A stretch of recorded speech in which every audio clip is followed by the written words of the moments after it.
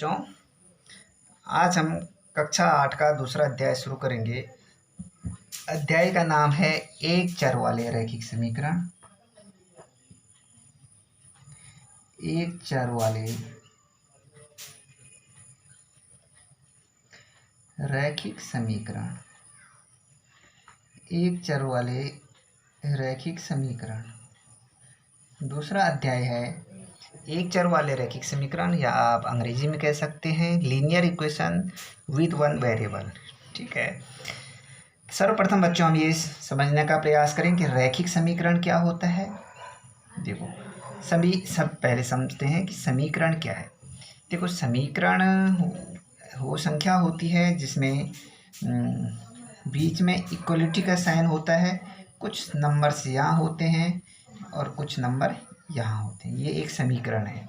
इसमें एक left hand side होता है और एक होता है राइट हैंड साइड। ठीक है, और बीच में इक्वलिटी, ये साइन इक्वलिटी का है, समानता का साइन है। और यहाँ पे बायां पक्ष जो है दाएं पक्ष के बराबर होता है। इसका मतलब x+2 = 5 का मतलब क्या है, ये x+2 लेफ्ट साइड है और 5 क्या है, राइट हैंड साइड है। दोनों बराबर होंगे, ये समीकरण होती हैं। और इसमें दो चीज़ें होती हैं समीकरण में हमेशा, एक होता है चर और दूसरा होता है अचर। जैसे एक चर वह संख्या है, या वेरिएबल्स हम अंग्रेजी में कहते हैं, जिनके मान बदल सकते हैं। जिनके मान बदल सकते हैं उसको हम चर बोलते हैं। जैसे यहाँ x+2 = 5, फॉर एग्जाम्पल x+2 = 5 है, इसमें चर है x। देखो, अगर आपको कहा जाए कि x+2 = 5 को सॉल्व करो, तो आप क्या करेंगे, x = 5, ये 2 यहाँ आएगा, इक्वल के दूसरा माइनस के 2 होके तो x = 3 हो जाएगा। तो आपने मान किसका निकाला है, आपने मान निकाला है x का। इसका मतलब जिसका आप मान निकालते हैं वो वेरिएबल होता है और इसका मान हमेशा बदल सकता है, इसीलिए इसको चर बोलते हैं। तो जब समीकरण में कहीं पर x होता है या y होता है या z होता है या कहीं पे ABC दिया होता है, इसका अल्फ़ाबेटिक जो नंबर्स होते हैं उनको हमेशा चर कहते हैं। और जो अचर बोलते हैं जिनके मान बदल नहीं सकते, समीकरण में जिसके मान बदल नहीं सके। जैसे यहाँ पे 5 है, ये 2 है। देखो, 2 का मान तो हमेशा 2 ही रहेगा ना, या 5 का मान हमेशा 5 रहेगा। आप कहेंगे 5 क्या संख्या, 5 जिसका इनके मान कभी भी बदलते नहीं हैं। जैसे x+2 = 5 या y+3 = 8। यहाँ पे y इसमें चर है, 3 और 8 क्या है, अचर है। z+5 = 9, z इसमें चर है और 5 और 9 के हैं, अचर है। और जिनके मान बदलते नहीं, इन्हीं अचर को क्या बोलते हैं, नियतांक। इस चैप्टर में हम पढ़ेंगे ऐसे समीकरण जिनका जो क्या है, एक चर है, जिनके क्या है, एक चर है। ऐसे रैखिक समीकरण जिनमें एक चर है। और रैखिक समीकरण का मतलब होता है, लीनियर इक्वेशंस का मतलब होता है जिनकी घात क्या होती है, जहाँ पे चर राशि की घात क्या होती है, 1 होती है। जैसे x+2 = 5, इसमें x की घात क्या है, 1 है। जिसकी घात कुछ नहीं होती है उसकी घात 1 मानी जाती है। यहीं पर अगर हम कहें कि x² + 2 = 5, देखो ये रैखिक समीकरण नहीं है। रैखिक समीकरण इसलिए नहीं है क्योंकि यहाँ पर x की घात क्या है, 2 है। ये रैखिक समीकरण नहीं है। रैखिक समीकरण ये है x+2 = 5, क्योंकि यहाँ पे चर राशि की घात 1 है। अब चलो हम कोई इस प्रश्न सॉल्व करने की कोशिश करते हैं। जैसे आपकी एग्जाम्पल में एग्जाम्पल फर्स्ट है, पहला उदाहरण है, find the solution of 2x - 3 = 7 को हल कीजिए। हल कीजिए।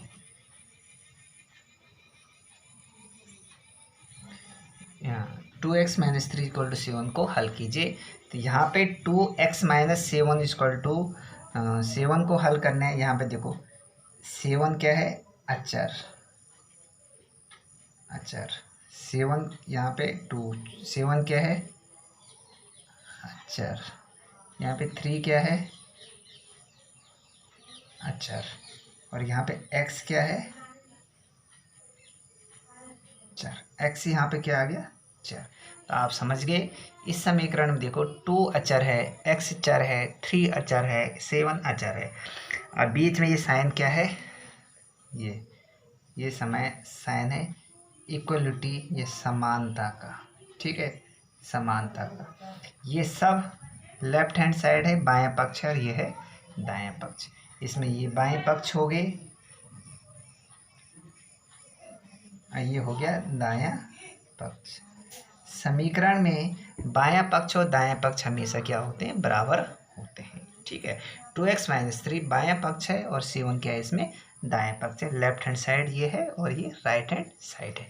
अब जब आपको कहा जा रहा है कि आपको इस समीकरण को हल करना है, तो सीधे से आपके जहन में ये बात होनी चाहिए कि if you are advised to solve this equation, it means that you are answered to solve equation, and you are answered to find a value of the variables। तुम्हें वेरिएबल का मान निकालना, वेरिएबल मतलब x का। तो चलो इसको solve करते हैं। पहले लिखते हैं इसी को, 2x - 3 = 7। अब देखो आपको x का मान निकालना है, तो आप कोशिश करो कि x बाईं साइड में ही रहे। इसी आप देखो ये हाथ है, ये बायां हाथ है, ये दायां हाथ है, तो ये x जो है बाईं साइड ही रहे, और जितने ये चर के और अन्य अचर संख्याएं हैं उन सबको क्या करो, दाईं साइड ले जाने का प्रयास करो, और धीरे धीरे कुछ चरणों के बाद आपको x का मान निकल जाएगा। तो सबसे पहले 2x - 3, ये 3 है, 3 को क्या करो, दाएं पक्ष में ले जाने का प्रयास करो।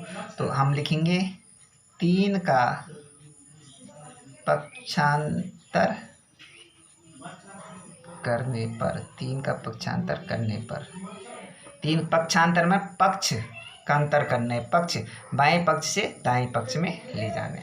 तो 2x = लिख लेंगे 7, क्योंकि हमने -3 को का पक्ष बदल दिया है, तो -3 यहाँ ले गए। देखो बराबर के इस साइड अगर कोई नंबर माइनस में है तो दूसरी साइड जाएगी प्लस में हो जाएगा, प्लस में है तो माइनस में हो जाएगा। यहाँ -3 है = 7, -3 क्या आ जाएगा, +3 आ जाएगा, =2x = 7 + 3 के 10 है। अब आपको क्या करना है, x का मान निकालना है। x का मान निकालना है तो x के साथ 2 और हैं, ठीक है।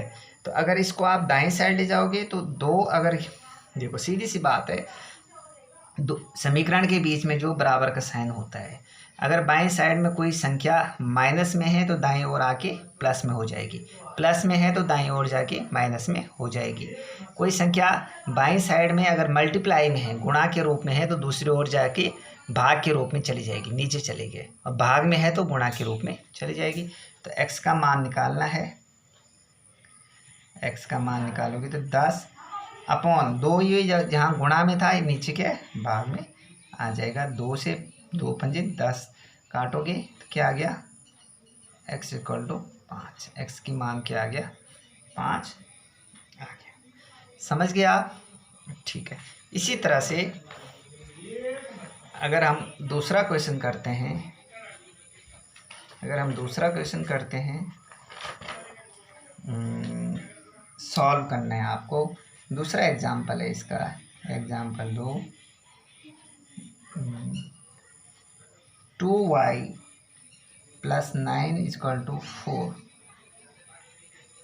को हल कीजिए। इसको हल करना है। अगर हम इसको हल करते हैं तो देखिए, आप देखिए, सबसे पहले आपको बताया था चर को बाएं साइड में ले जाओ, अचर संख्याओं को दाएं साइड में ले जाने का प्रयास करो। यहाँ पे देखो 2 चर है, 2 अचर है, 9 अचर है, 4 अचर है, केवल y इसमें चर है, तो इसको रखना है बाएं साइड, लेकिन और सबको दाएं साइड ले जाना है, लेकिन स्टेप वाइज स्टेप, चरणबद्ध तरीके से। तो आप सबसे पहले इस 9 को यहाँ से हटाने का प्रयास करेंगे। तो आप लिखोगे 9 का पक्षांतर करने पर, 9 का पक्षांतर करने पर, तो 9 का पक्षांतर किया तो 2y = 4, ये प्लस का 9 है, देखो यहाँ पे प्लस का 9 है, दूसरी ओर जाएगा तो माइनस का 9 हो जाएगा। समझ गया आप? 2y equal to 4 minus 9। देखो 4 में से 9 गए तो कितना बचेगा? 5। लेकिन आपको हमने पढ़ाया था पिछली क्लास में शायद कि प्लस माइनस का क्या होता है, कहीं पर एक साइन क्या है, प्लस का है, एक साइड माइनस का है, तो प्लस माइन का क्या होता है हमेशा माइनस ही होता है। प्लस माइन का माइनस होता है। और चिन्ह भी क्या आता है? बड़े वाले का, बड़ी संख्या। चिन्ह किसका आता है? बड़ी संख्या का। तो 4 और माइनस 9 में से दोनों घटेंगे, इसका मतलब तो घटने पे 9 में से 4 गए तो 5 आएगा। साइन क्या आएगा? 4 का साइन प्लस है, अब 9 का साइन क्या है? माइनस है, तो ये साइन है। और फिर अब है y का मान निकालेंगे, तो माइनस के 5 2 गुणा में है, दूसरी साइड आएगा बराबर से, तो 2 इसमें आ जाएगा। तो ये इसका क्या आ गया? मान आ गया y इक्वल टू -5/9। आंसर समझ गए? इसी तरह से कोई अन्य क्वेश्चन है तो आप इस तरह से उसको सॉल्व करो। जैसे आप एग्जाम्पल 3 है यहाँ पे, थोड़ा बड़ा क्वेश्चन है।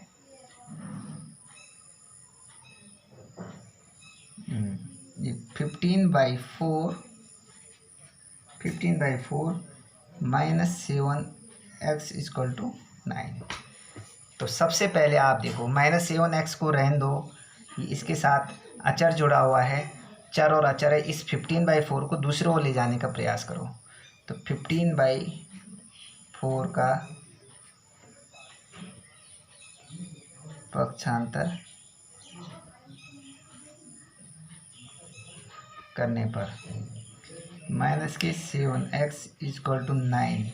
ये माइनस का 15/4 है, दूसरे ओर जाएगा तो माइनस का 15/4 हो जाएगा। तो माइनस की 7x इक्वल टू, इसको सॉल्व करो। दो तरीके हैं, या तो हर समान करो या क्रॉस मल्टीप्लाई करो। तो क्रॉस मल्टीप्लाई करते हैं हम। 9 का 4 से 7 गुणा करेंगे। देखो इस 9 के नीचे कुछ नहीं है, तो इसको मान के 1 चलते हैं। माइनस 15 का गुणा 1 से करेंगे, अपॉन इन दोनों का 1 × 4 करते हैं। इसका गुणा इससे, इसका गुणा इससे, इन दोनों का आपस में। आसान तरीका है समीकरण को सॉल्व करने का। -7x इक्वल टू 9 4 जा 36 -15 1 जा 15 अपॉन 1। इससे सॉल्व करो। 36 में से 15 गए, 6 में से 5 गए 1, 3 में से 1 गए 2।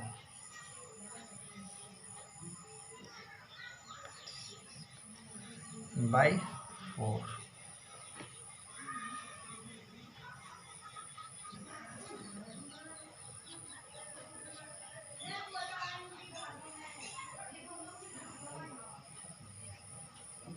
ठीक है, तो -7x इक्वल टू आ गया 21/4। अब x का मान क्या आएगा? माइनस के x का मान देखो 21/4 है। आपको बोला था यहाँ ये संख्या मल्टीप्लाई में है, दूसरी ओर जाएगा तो डिवाइड में, इंटू 1/7 आ जाएगा। 1/7 आ जाएगा। 7 से 3 बार इसको वो करोगे तो माइनस के x इक्वल टू 3/4। या इसी को आगे अगर हम करने का प्रयास करें, या x इक्वल टू माइनस दूसरी ओर ले जाना है तो माइनस की 3/4। ठीक है, ये आंसर आ गया। चलो अन्य क्वेश्चन इसी तरह से हम क्या करेंगे? सॉल्व करने का क्या करेंगे? प्रयास करेंगे। ठीक है।